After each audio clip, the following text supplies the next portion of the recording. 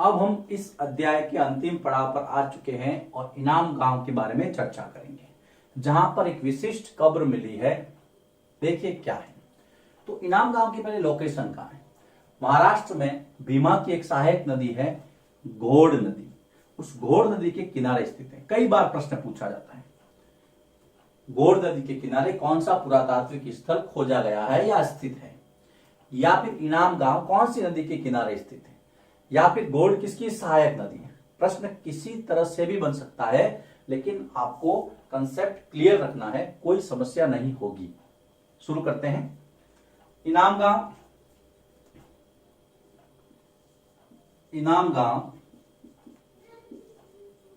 महाराष्ट्र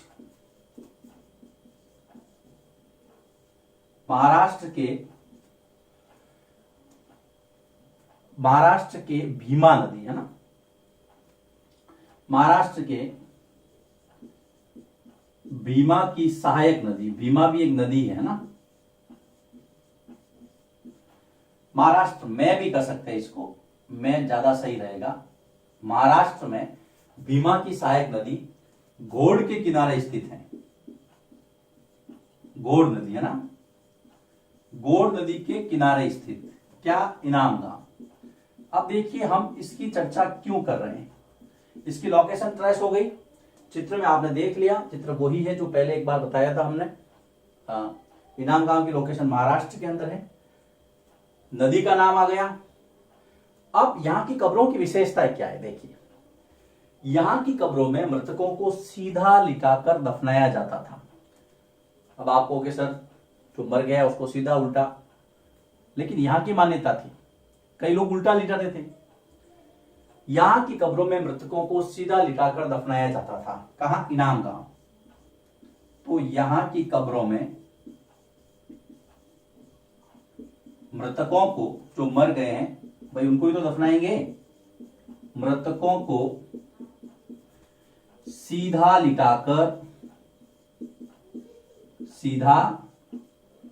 लिटाकर दफनाया जाता था, उल्टा नहीं, सीधा। सबसे पहली विशेषता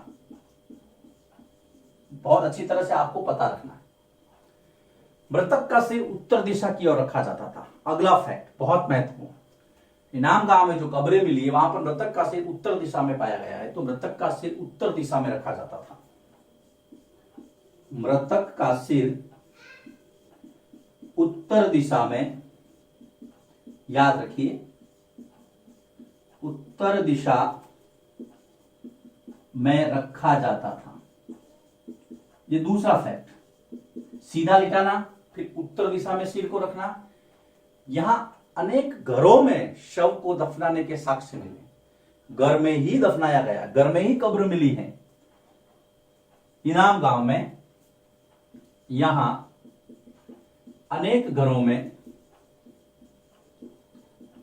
शव को दफना, वैसे कब्रिस्तान अलग होता है, वहां पे लोग जाते हैं, हम लोग भी देखते हैं, हमारे भी गांव के अंदर कब्रिस्तान भी है, जलाने के लिए अलग से शमशान घाट भी होता है। लेकिन उस समय देखिए इनाम गांव की विशेषता है, अनेक घरों में शवों को दफनाने के साक्ष्य मिले। यहां अनेक घरों में शव को, अर्थात घर में ही शव को दफनाने के साक्ष्य मिले हैं। ये एक अनूठा साक्ष्य है जो इनाम गांव को, यहां की कब्रों को दूसरों से अलग करता है। शवों के पास खाने पीने के लिए उपयोग होने वाले बर्तन भी मिले हैं। शवों के पास खाने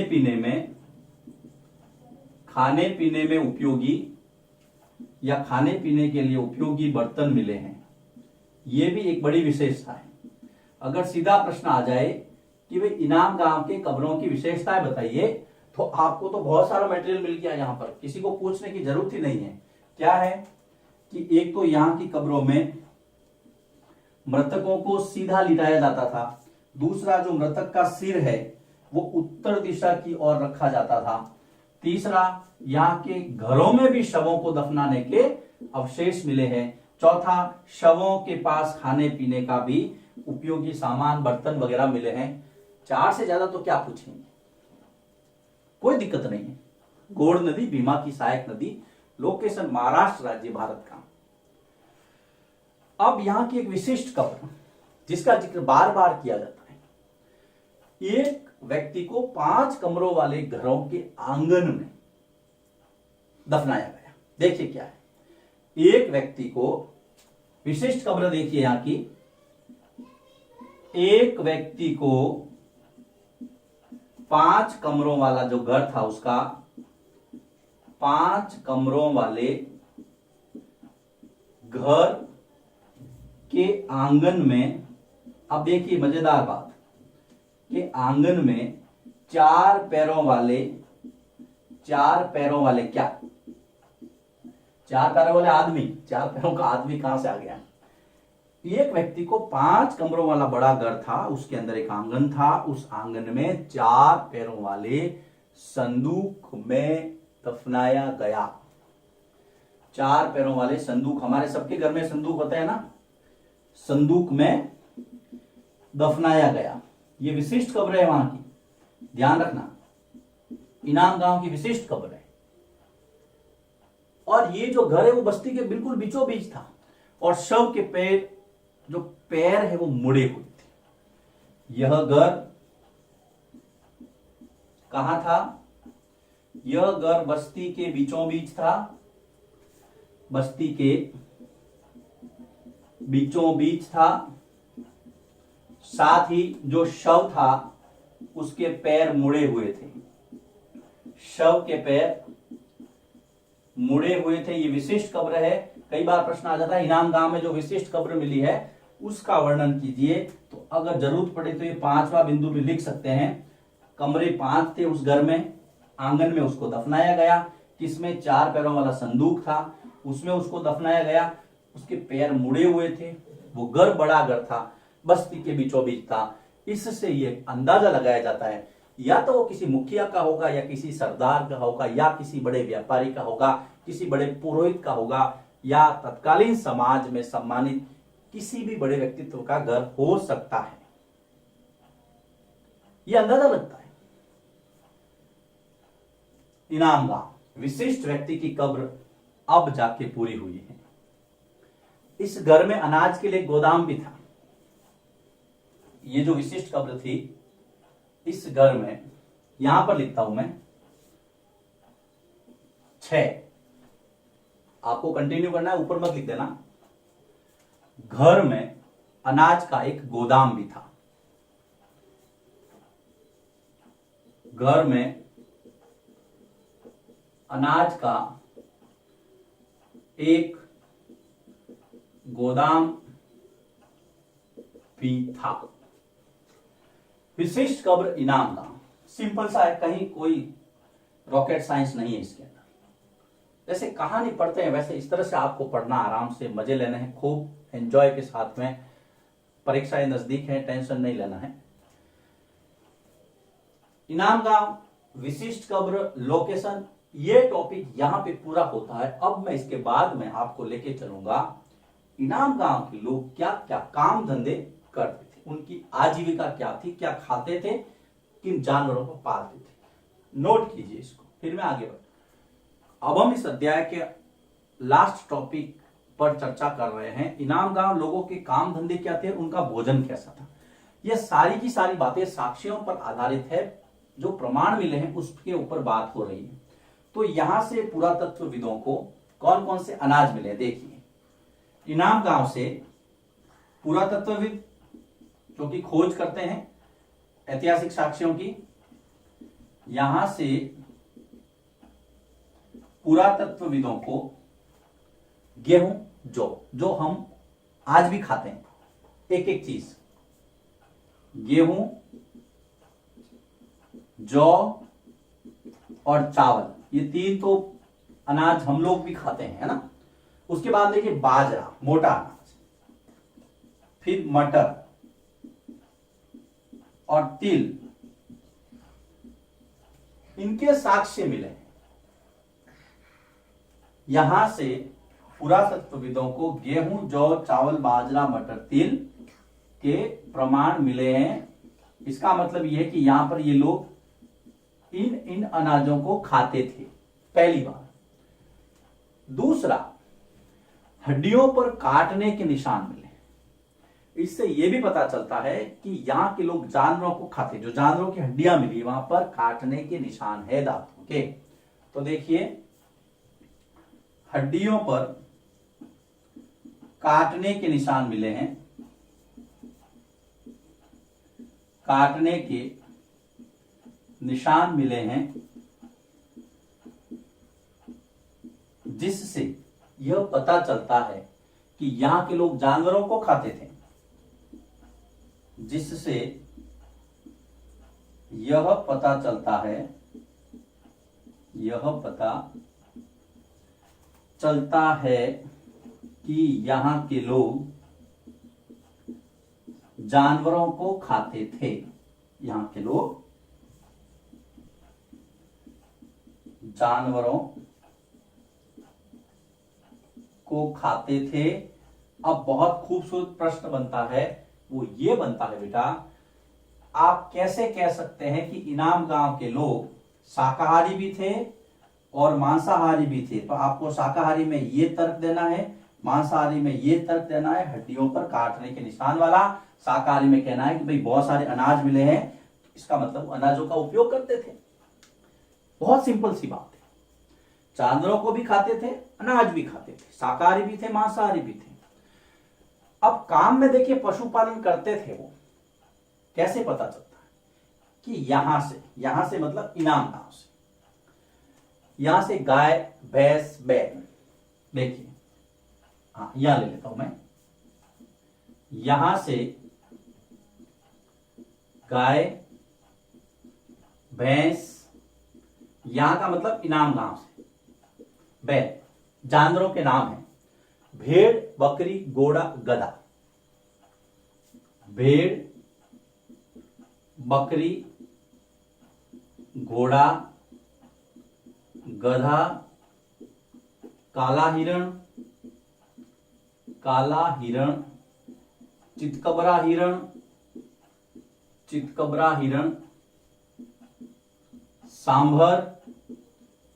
देखिए सारे जानवर हैं, इतने सारे जानवरों के अवशेष यहां से मिले हैं, इसका मतलब को पालते थे वो। इसके अलावा चिड़िया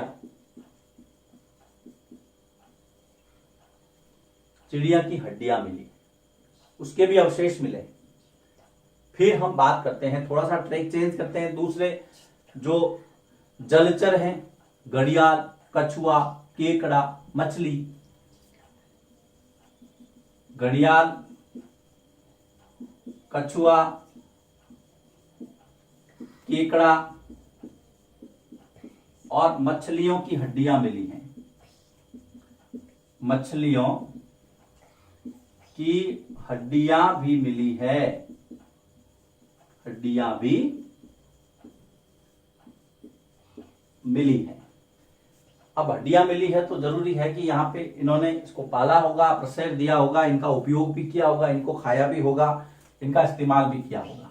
ये देखिए यहाँ पर तीसरा बिंदु आपको कैटेगराइज कर देना है, जानवरों को और जो जलचर है, जल में रहते हैं, उनको दोनों को अलग अलग कर देना है। हम पढ़ रहे इनाम गांव से हमें क्या क्या साक्ष्य मिले हैं।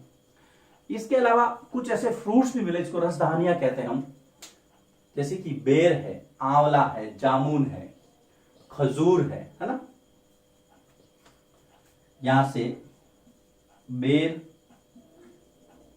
आंवला, जामुन, खजूर भी मिले हैं। तो सब खाते थे वो, बहुत होशियार थे, है ना।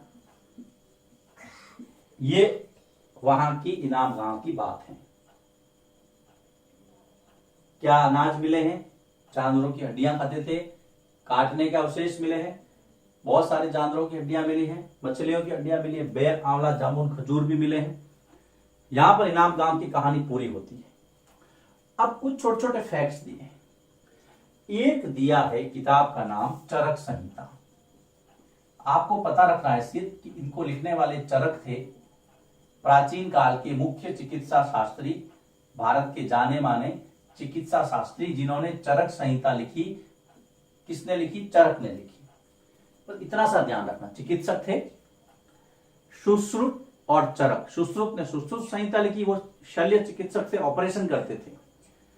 चरक थे वो चिकित्सक थे और दवाइयां वगैरह देते थे, डॉक्टर थे उस समय के, उन्होंने किताब लिखी चरक संहिता।